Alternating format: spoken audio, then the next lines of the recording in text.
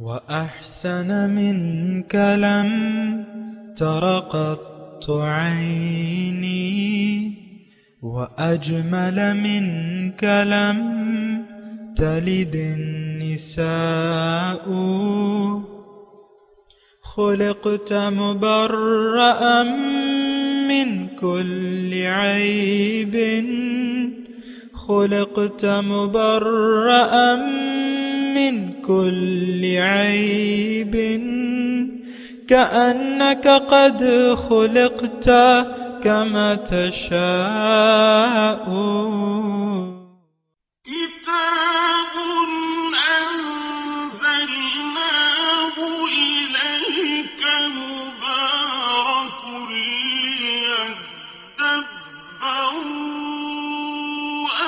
آياته وليتذكر أولو الألباب۔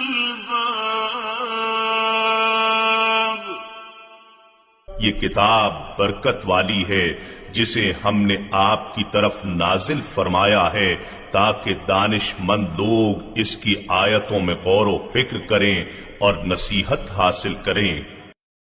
اللہم صلی علی سیدنا محمد وعلی آل سیدنا محمد بعدد کل ذرۃ مئۃ الف الف مرۃ۔ سامعین اور ناظرین کرام، السلام علیکم ورحمۃ اللہ وبرکاتہ۔ سامعین کرام، سورہ الکہف آیت نمبر 7 آج کے درس کا ایک ہی موضوع ہے، اور وہ یہ ہے کہ اچھے اعمال سے کیا مراد ہے۔ اس کے ساتھ ہی سامعین کرام، گزشتہ سبق کی دہرائی کے ساتھ آج کا سبق شروع کرتے ہیں۔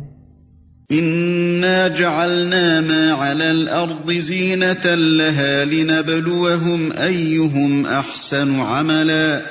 اور بے شک ہم نے ان تمام چیزوں کو جو زمین پر ہیں اس کے لیے باعث سے زینت و آرائش بنایا تاکہ ہم ان لوگوں کو جو زمین کے باسی ہیں آزمائیں کہ ان میں سے با اعتبار عمل کون بہتر ہے۔ سامعین کرام، سورہ الکہف آیت نمبر 7 لفظی ترجمہ: انا جعلنا ما علی الارض زینۃ لہا، میں نے بنایا ہے جو کچھ اس زمین پہ ہے یہ زینت ہے اس کی، لنبلوہم تاکہ ہم آزمائیں ان کو، ایہم احسن عملا کہ کون اس میں اچھا عمل کرتا ہے۔ سامعین کرام، یہ جب تک حقیقت ہمارے سامنے کسی چیز کی نہیں آئے گی تو اس وقت تک ہم اس سے اچھی طرح استفادہ یا کما حقہ استفادہ نہیں کر سکتے۔ ایک چیز کی بناوٹ جس چیز کے لیے ہے اس سے ہم اسی وقت استعمال کر سکتے ہیں صحیح طریقے سے جب کہ ہم اس کے طریقے استعمال سے واقف ہو جائیں اور اس سے پہلے اس کے مقصد سے واقف ہو جائیں کہ یہ کس مقصد کے لیے ہے۔ مثال کے طور پہ واشنگ مشین بنی ہے کپڑے دھونے کے لیے، آپ اسے کچن میں لے آئیں، اسے آٹا گوندنے کا کام لے لیں تو ایسا تو نہیں ہوگا۔ ٹھیک ہے، وہ کچھ گھما تو دے گی آٹے کو لیکن وہ گوندھ تو نہیں سکے گی جیسا کہ۔ تو ہر چیز سامعین کرام ایک خاص مقصد کے لیے اللہ تعالیٰ نے بنائی ہے۔ نمبر 1 یہ بات نوٹ کر لیں، دنیا کی ہر چیز کا ایک مقصد ہے۔ پھر ہمارا مقصد جو ہے سامعین کرام، یہ میں ایسی بات کر رہا ہوں کہ وہ بہت پر حکمت بات ہے، اور وہ یہ ہے، دیکھیں کائنات کی ہر نعمت ہمارے گرد گھوم رہی ہے، ہمارے لیے پیدا کی ہے اللہ تعالیٰ نے، ورنہ آپ دیکھ لیں، سوچ لیں، دیکھ لیں، اور اللہ تعالیٰ نے اب ظاہر ہے کہ جس ہستی کے لیے یہ ساری چیزیں اللہ تعالیٰ نے پیدا کی ہیں وہ تو بے مقصد نہیں ہو سکتی، یہ بھی ایک عقل کی بات ہے، سوچنے کی بات ہے، اور اس میں زیادہ سوچنے کی ضرورت اس لیے ہے کہ ہم ایک بے مقصد زندگی گزار رہے ہیں، یعنی دنیا میں آ کے دنیا ہی میں الجھ کے رہ گئے ہیں، اسی روز و شب میں الجھ کے رہ گئے اور کسی اور طرف ہم دیکھ ہی نہیں پا رہے، حالانکہ ہمارے سامنے تو بڑی بڑی مہمات باقی ہیں۔ اور تو بات یہ ہے کہ ہم یعنی ہماری اپنی تخلیق جو ہے وہ بہت پر حکمت ہے، با مقصد ہے۔ اللہ تعالیٰ نے قرآن مجید میں ارشاد فرمایا ہے کہ افحسبتم انما خلقناکم عبث وانکم الینا لا ترجعون، کیا خیال ہے تمہارا کہ تمہیں میں نے بے مقصد پیدا کیا ہے، عبث پیدا کیا ہے، اور تم تم میری طرف واپس لوٹ کے نہیں آؤ گے۔ یہ آیت کا لفظی ترجمہ ہے۔ کیا مطلب ہو گیا اس کا؟ اس آیت میں ایک مضمون یہ ہے کہ تمہارا رزلٹ جو ہے وہ میں تمہیں بتاؤں گا، یا مطلب یہ ہے کہ ایک خاص مقصد کے لیے میں نے تمہیں پیدا کیا ہے اور تم سے میں پوچھوں گا۔ جب تم میرے پاس آؤ گے تو میں تم سے پوچھوں گا۔ سامعین کرام، بنیادی طور پہ اسی تصور سے ہم غافل ہیں کہ ہم سے کوئی پوچھ گچھ ہوگی، پیدا کرنے والا ہم سے پوچھے گا، اور یہ پوچھنا جو ہے والوزن یومئذ الحق، اللہ تعالیٰ قرآن مجید میں ارشاد فرماتے ہیں کہ وزن جو ہے اس دن حق ہے، یعنی اعمال تولے جائیں گے کہ کس لیے کیے ہیں اس نے، یعنی وزن جو ہے۔ بعض لوگ جو ہیں ڈھیر ساری نمازیں اور ڈھیر سارے روزے اور حج اور زکوٰتیں یہ لے کے آئیں گے، لیکن جب اعمال یعنی جہاں اعمال تولیں گے اس ترازو میں رکھیں گے تو اس کا کوئی وزن ہی نہیں ہوگا۔ کیوں؟ کہ وہ اس کے کرنے کی نیت صحیح نہیں تھی۔ یہ بات جو ہے میں آپ کو آہستگی سے کہہ رہا ہوں اور سوچنے کے انداز میں کہ آپ سوچیں اس بات پہ۔ ہم جو اکثر اعمال کر رہے ہیں نا سامعین کرام، ہماری نیت خراب ہے۔ بنیادی طور پہ یہ ایک مرض ہے ہم میں، ایک عام مرض پھیلا ہوا ہے کہ ہمارے جو بھی اعمال صالحہ ہیں جنہیں ہم بظاہر کہتے ہیں، اس کے کرنے کی نیت، اول تو نیت کوئی نہیں ہے، ایک دوسرے نیت خراب ہے۔ آپ دیکھیں نا، اس میں تو مزید اتنے لمبے چوڑے دلائل کی ضرورت ہی نہیں ہے۔ آپ دیکھیں عام طور پہ جس معاشرے میں میں اور آپ رہ رہے ہیں، وہاں لوگوں کا عموماً مقصد زندگی دنیا ہے، دنیا مقصود ہے، دنیا ہماری ترجیح بن گئی ہے اس معاشرے کی۔ تو پھر نیت تو خراب ہو گئی۔ دنیا میں آ کے آپ نے دنیا میں رہنے کی نیت کر لی اور آپ ایک کارخانے سے دوسرا کارخانہ، ایک دکان سے دوسری دکان، 1 لاکھ کو پھر آپ 10 لاکھ کرنے کے چکر میں ہیں، اور انسان کا پیٹ تو نہیں بھرتا۔ سمجھ نہیں کرو، حرص جو ہے، حرص، یہ تو اللہ تعالیٰ نے فرمائے، یعنی مختلف جگہ، وَتُحِبُّونَ الْمَالَ حُبًّا جَمًّا، کہ تم مال سے بہت محبت کرتے ہو۔ پھر أَلْهَاكُمُ التَّكَاثُرُ، تمہیں تکاثر، زیادہ کرنے کی خواہش نے غفلت میں ڈال دیا ہے۔ وَإِنَّهُ لِحُبِّ الْخَيْرِ لَشَدِيدٌ، اور اس کی جو خیر یعنی دنیا کی جو طلب ہے یہ تو بہت زیادہ شدید ہے۔ سامعین کرام، بس میں مختصر طور پہ یہ بات کہہ رہا تھا کہ اعمال صالحہ نیت کی وجہ سے بیکار ہو جاتے ہیں، خراب نیت کی وجہ سے بیکار ہو جاتے ہیں۔ اور یہ میں نہیں کہہ رہا، جو خالق کائنات ہے وہ اللہ تعالیٰ نے قرآن مجید میں ارشاد فرمایا، وَقَدِمْنَا إِلَى مَا عَمِلُوا مِنْ عَمَلٍ فَجَعَلْنَاهُ حَبَاءً مَنْثُورًا، ان کے سامنے وہ سارے نیک اعمال میں لے آؤں گا اور پھر میں اس کو اڑتی ہوئی خاک بنا دوں گا۔ تو کیا مطلب؟ یہ دیکھیں، دین کا ایک بنیادی اصول ہے کہ انما الاعمال بالنیات، اعمال کا دار و مدار نیت پر ہے۔ ہم اس حقیقت سے غافل ہیں یا ہم نے آنکھیں چھپائی ہوئی ہیں۔ ہم کہہ رہے ہیں چلو کچھ اعمال دکھاوے کے کچھ اعمال کر لیں اور باقی اپنی مرضی سے زندگی گزارتے رہیں۔ عام طور پہ تو یہ خواہشات نفس کا اتباع کا مرض تو عام ہے سامعین کرام۔ انسان آزاد رہنا چاہتا ہے۔ اللہ تعالیٰ کی غلامی قبول کرنے کے لیے میں اور جس معاشرے میں میں رہ رہا ہوں یہ معاشرہ تیار نہیں ہے۔ اللہ تعالیٰ کے سامنے کامل طور پہ سر جھکا دینے کے لیے تیار نہیں ہے۔ بلکہ اکثر لوگ اس کو ناممکن سمجھتے ہیں۔ دین پر پوری طرح عمل کو لوگ ناممکن سمجھتے ہیں۔ تو جب ایسی صورتحال ہے، اور آپ بھی انشاءاللہ اتفاق کریں گے میرے ساتھ کہ ایسی ہی صورتحال ہے، تو پھر بچاؤ کی کیا صورت ہو سکتی ہے سامنے کرام، یہ آپ خود سوچ لیں۔ بہرحال جو آیت ہم پڑھ رہے ہیں، انا جعلنا ما علی الارض زینۃ لہا، اس کی ہم نے بات کی تھی، سمجھنے کی کوشش کی تھی کہ یہ زیب و زینت ہے، لیکن اس کی حکمت کیا ہے اور اس کا فائدہ کیا ہے، لنبلوہم، تاکہ ہم ان کو آزمائیں، اس پہ بھی ہم نے بات کی تھی۔ تو ابتلا کیا ہے، ایہم احسن عملا، اس پہ میں تھوڑی سی بات کر کے آگے بڑھتا ہوں کہ ہم آزما رہے ہیں، ابتلا ہے، آزمائش ہے کہ تم میں سے کون اچھا عمل کرتا ہے۔ اب اچھا عمل کے بارے میں، حسن عمل کے بارے میں اصل میں بات یہ ہے سامعین کرام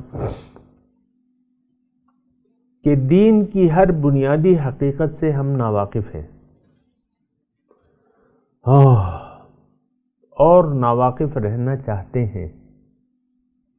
ہمیں حق کی تلاش نہیں ہے، ہمیں سچ کی تلاش نہیں ہے، اور وہ اس کی وجہ وہی ہے جو میں نے حب دنیا جو ہے، یہ اتنی ہمیں یعنی اس پہ ہم اتنے فریفتہ ہو چکے ہیں، اتنا پیار ہے ہمیں دنیا اور ما فیہا سے کہ کسی اور طرف ہم توجہ کرنے کے لیے تیار ہی نہیں ہے۔ بہرحال یہ حسن عمل کی میں بات کر رہا تھا، ہمارے ذہن میں اس کے معنی جو ہیں وہ محدود ہیں۔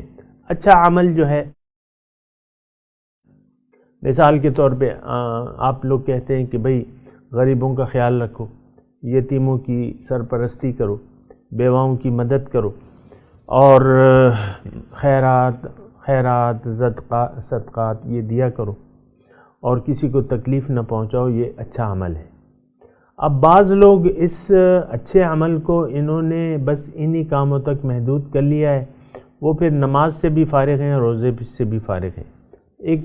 ایک ٹکڑا ہے، ایک طبقہ ہے ایسا جو کہ اچھے اعمال، بس انہی چند اعمال کو جو ہے اچھا عمل کہہ رہے کہ بھئی اپنے معاملات مخلوق کے ساتھ درست رکھو، اللہ تعالیٰ کو عبادات کی کوئی ضرورت نہیں ہے۔ تو جب ضرورت نہیں ہے تو پھر آپ جب قائل ہو گئے تو پھر تو بہرحال یہ معنی جو ہیں حسن عمل کے محدود ہیں۔ میں تھوڑا سا آپ کو بتاتا ہوں کہ حسن عمل ہے کیا، اچھا عمل کس کو کہتے ہیں۔ دیکھیں اچھا عمل، دیکھیں ایک اچھا عمل ہوتا ہے، اور اچھے عمل کا متضاد جو ہے وہ برا عمل ہوتا ہے۔ یہ بات تو آپ مانتے ہیں نا، اچھا عمل اور اس کا متضاد جو ہے وہ برا عمل ہے، یعنی ایک اچھا عمل ہوگا اور دوسرا جو ہے برا عمل ہوگا۔ اچھا عمل ہے کیا سامعین اکرام، تھوڑی سی توجہ۔ اللہ تعالیٰ نے انسان کو پیدا کیا ہے کہ یہ آخرت میں کامیاب ہو جائے، اس کی قبر بھی اچھی ہو، اس کا حشر بھی اچھا ہو، اس کا آخرت بھی اچھی ہو، اس کا نتیجہ اچھا ہو۔ اللہ تعالیٰ ہمیں بلند ترین مقامات تک پہنچانا چاہتا ہے۔ ہمارا مقصود و مطلوب و محبوب اللہ تعالیٰ ہے۔ اللہ تعالیٰ کے قریب ہونا، اللہ تعالیٰ کی ملاقات کے لیے اپنے آپ کو اہل کرنا، یہ سامنے کا میں آپ کو کہتا ہوں، اور یہ جملہ جو ہے یاد رکھیں کہ یہ دنیا ہے کیا چیز، یہ دنیا اللہ تعالیٰ سے ملاقات کی تیاری کی جگہ ہے اصل میں۔ باقی تو پھر اور یعنی تفصیلات ہیں۔ حقیقت یہ ہے کہ اللہ تعالیٰ ہمیں اپنی ملاقات کے اعزاز سے مشرف کرنا چاہتا ہے۔ فمن کان یرجو لقاء ربہ فلیعمل عملا صالحا ولا یشرک بعبادت ربہ احدا۔ قرآن کی آیت ہے، یہاں اچھے عمل کی بات ہو رہی ہے، اور جو میں نے ابھی آیت پڑھی ہے اس میں اللہ تعالیٰ کی ملاقات اور اچھے عمل کی بات ہو رہی ہے۔ قل انما انا بشر مثلکم یوحی الی انما الہکم الہ واحد فمن کان یرجو لقاء ربہ فلیعمل عملا صالحا ولا یشرک بعبادت ربہ احدا۔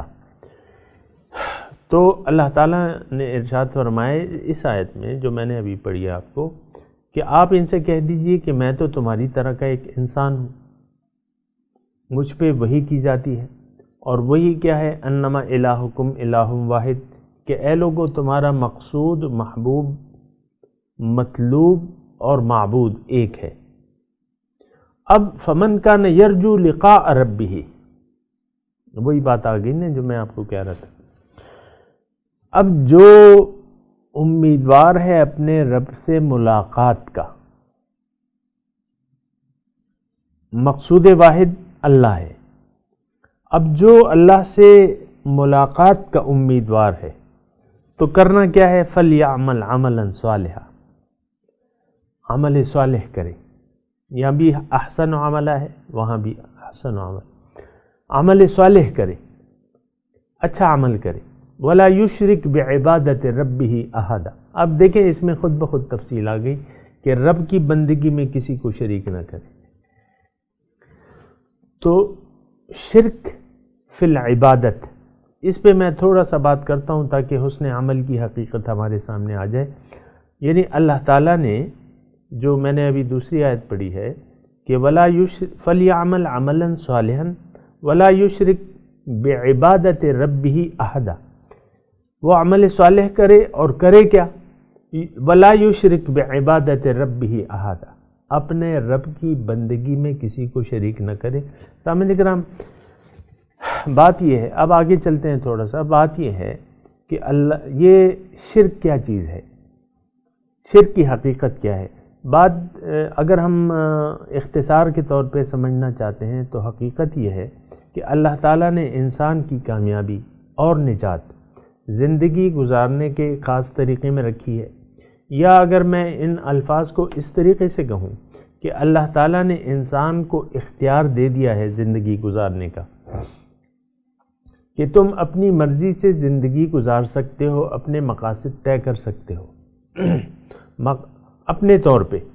حق تو ہے، حق تو ایک ہے، حق یہ ہے کہ انما الہکم الہ واحد، لیکن اگر تم کوئی دوسرا معبود، مقصود، محبوب بنانا چاہو، یو کین ڈو اٹ، تو کر سکتے ہو، اجازت ہے تم۔ لیکن اگر تم نے غیر اللہ کو معبود و مقصود و مطلوب بنا لیا تو تمہارا بیڑا غرق ہو جائے گا۔ ایسا نہ کرنا، اس کا انجام بہت زیادہ خراب ہے۔ لِيُنذِرَ الَّذِينَ، انذار ہے نا، اور اس سورت کے شروع میں ہم نے پڑھا تھا۔ تو تمہیں چاہیے کہ تم اگر اللہ کو مقصود بنانا چاہتے ہو تو اپنی مرضی سے زندگی نہ گزارو، زندگی اپنی مرضی سے نہ گزارو، صبح سے لے کر شام تک، شام سے لے کر صبح تک 24 گھنٹے تم میری مرضی سے زندگی گزارو۔ دیکھیں میں زور دے رہا ہوں زندگی گزارنا، نماز، روزہ، حج، زکوٰۃ، یہ اس زندگی گزارنے کا پارٹ ہے، حصہ ہے، لیکن کامل دین یہ نہیں ہے سامنے کا، یہ ستون ہے، دین کے ستون ہیں، 5 بنا ہم اسے کہتے ہیں نا، لیکن اس پہ جو عمارت تعمیر کرنی ہے وہ اصل ہے۔ دیکھیں انسان، یہ تو آپ بھی سمجھتے ہیں سامعین اکرام کہ اگر ہم ایک عمارت بنانا چاہتے ہیں، ایک گھر بنانا چاہتے ہیں جو اپنے رہنے کے لیے، تو کیا صرف ستون کھڑے کر کے ہم فارغ ہو جائیں گے، یا ہم کہہ لیں گے کہ بھئی ہم نے بس دیٹس آل، ہم نے مضبوط ستون بنا لیے ہیں، اب رہو اس میں رہنا ہے؟ ایسا ہو سکتا ہے؟ کیا آپ یہ تصور کر سکتے ہیں کہ صرف ستون کھڑے کر کے آپ اس میں شفٹ ہو سکتے ہیں؟ آپ تو ہنسیں گے کہ بھئی یہ کیا ہے، تو صرف ستون ہے، لمبے لمبے آپ نے ستون کھڑے کر دیے، ماتھے پہ داغ سجدہ لگا کے آپ بے فکر ہو گئے، یا زکوٰۃ دے کے آپ بے فکر ہو گئے، یا روزے رکھ کے آپ بے فکر ہو گئے، یا حج کر کے آپ بے فکر ہو گئے، تو نہیں ہے نا۔ دیکھیں ستون ہے، 5 بنا ہے، اس پہ عمارت۔ اب عمارت کیا ہے؟ وہ تمام معاملات جو شوہر بیوی کے ساتھ کرتا ہے، جو بیوی شوہر کے ساتھ سلوک کرتی ہے، جو اولاد اپنی والدین کے ساتھ سلوک کرتے ہیں، جو والدین اپنی اولاد کی جس طرح تربیت کرتے ہیں، آپ جس طرح اپنے دوست بناتے ہیں، دوستوں میں رہتے ہیں، حلقہ احباب آپ کا کیا ہے، کن لوگوں سے آپ تعلق جوڑتے ہیں، کن لوگوں سے تعلق ختم کرتے ہیں، کس طریقے سے کماتے ہیں، کس طریقے سے کہاں آپ خرچ کرتے ہیں، کیا کیا آپ کے وہ خرچ کی مدات ہیں، پھر آپ کا یعنی باقی زندگی کا طریقہ کیا ہے، اس میں مقاصد اور کیا ہے آپ کے. تو یہ ساری چیزیں سامنے کرو. یہ ایک مکان ہے، پھر آپ نے عمارت بنانی ہے 5 بنا پہ. اور اصل میں ایک بات اگر میں کہوں سامنے کرام، وہ بھی بڑی سوچنے کے قابل ہے. ہمارے دین کی بنیاد جو ہے وہ کلمہ طیبہ پہ ہے. یہ تو ہے نا، شہادت ان لا الہ الا اللہ، لا الہ کی شہادت دینا. دوم کلمہ، پہلا کلمہ توحید ہے، دوم کلمہ شہادت ہے. اشہد ان لا الہ الا اللہ و اشہد ان محمدن عبدہ و رسولہ. میں شہادت دیتا ہوں، میں گواہی دیتا ہوں اس بات کی کہ اللہ کے سوا کوئی معبود نہیں ہے اور محمد صلی اللہ علیہ وسلم اللہ کے رسول ہے. اب یہ شہادت کیا ہے آپ کو معلوم ہے، یہ کلمہ توحید کی شہادت ہے، لا الہ الا اللہ. اور ابھی جو میں نے آپ کو آیت پڑھ کے سنائی کہ انما الہکم الہ واحد، پیغمبر کی واحد دعوت کیا ہے کہ اللہ کو الہ واحد بنا لو، اللہ کو مقصود واحد بنا لو، اللہ کو محبوب واحد بنا لو، اللہ کو مطلوب واحد بنا لو. تو یہ اصل میں بات یہ ہے سامنے کرام، یہ ایک دکھتی رگ ہے جس کو میں چھیڑتا ہوں اور چھیڑتا رہوں گا. وہ یہ ہے کہ ہم نے تو کلمہ توحید پڑھا ہی نہیں ہے.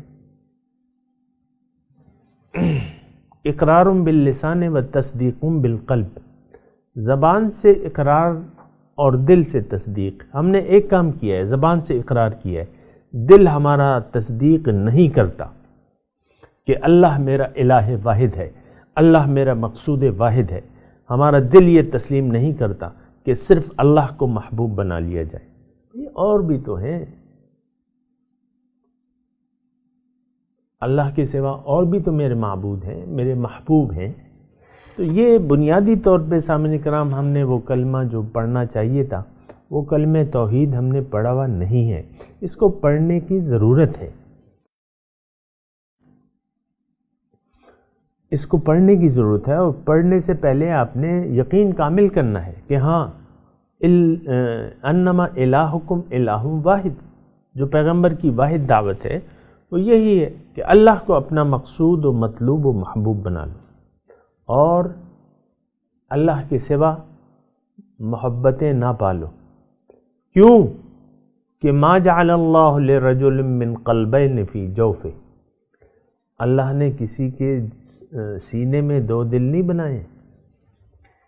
محبت صرف اللہ سے، باقی محبتیں اللہ کی وجہ سے ہوتی ہیں. یہ بات نوٹ کر لیں سمجھتے.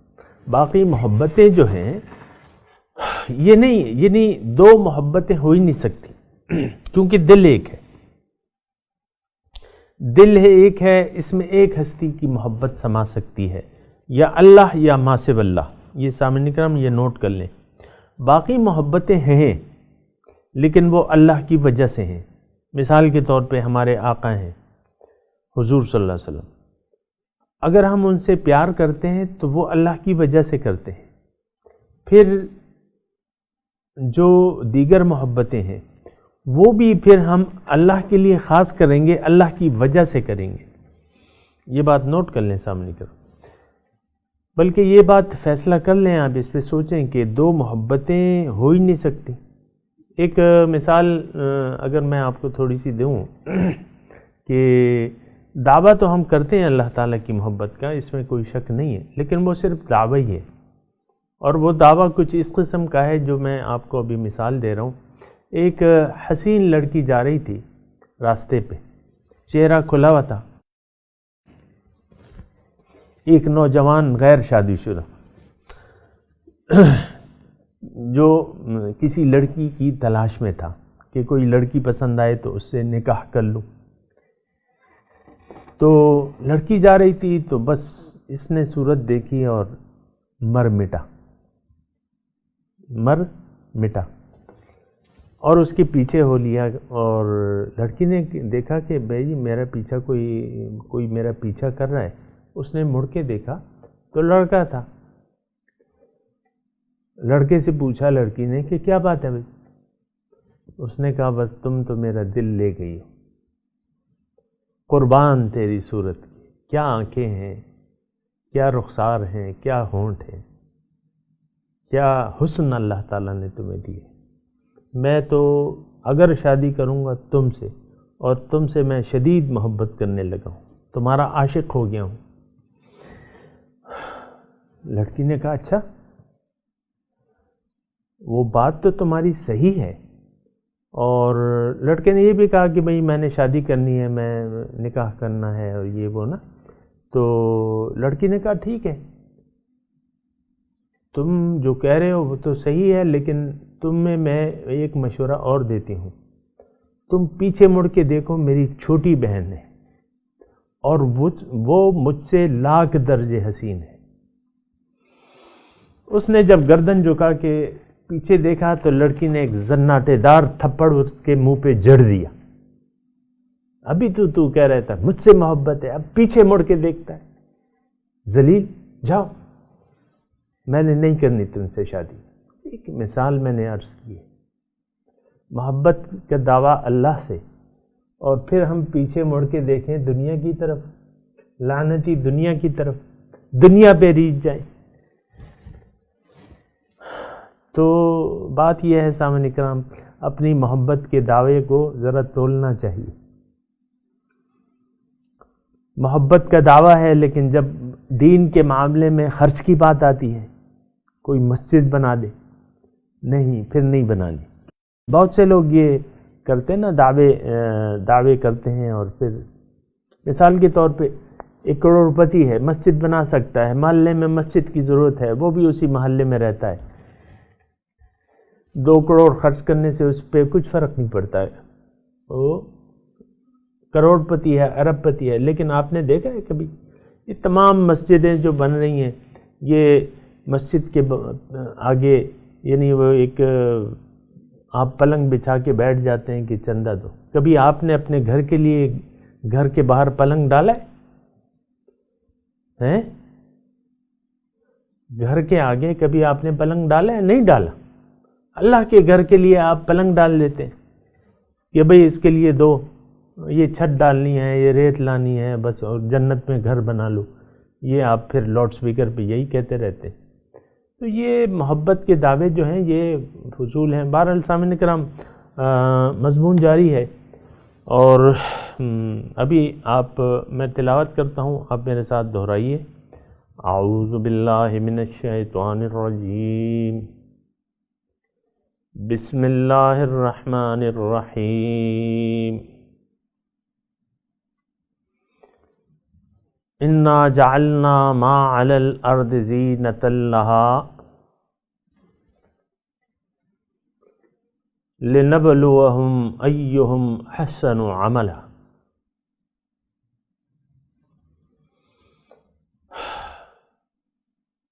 ترجمہ سنا دیجئے۔ انا جعلنا، بے شک میں نے بنایا ہے، ما علی الارض، جو کچھ اس روئے زمین پر ہے، زینۃ لہا، یہ اس کی زیب و زینت ہے، لنبلوہم، تاکہ ہم آزمائیں، ایہم احسن عملا، کون تم میں سے اچھا عمل کرتا ہے۔ سامعین کرام، اب آج کے سبق کی تلاوت اور ترجمہ سنتے ہیں۔ إِنَّا جَعَلْنَا مَا عَلَى الْأَرْضِ زِينَةً لَهَا لِنَبْلُوَهُمْ أَيُّهُمْ أَحْسَنُ عَمَلًا. We made what is upon the earth an ornament for it, to test them as to which of them is best in conduct. اس کے ساتھ ہی آج کے درس کا وقت اختتام کو پہنچا۔ انشاءاللہ اگلے درس میں ملاقات ہوگی۔ وآخر دعوانا ان الحمد للہ رب العالمین۔ والسلام علیکم ورحمۃ اللہ وبرکاتہ۔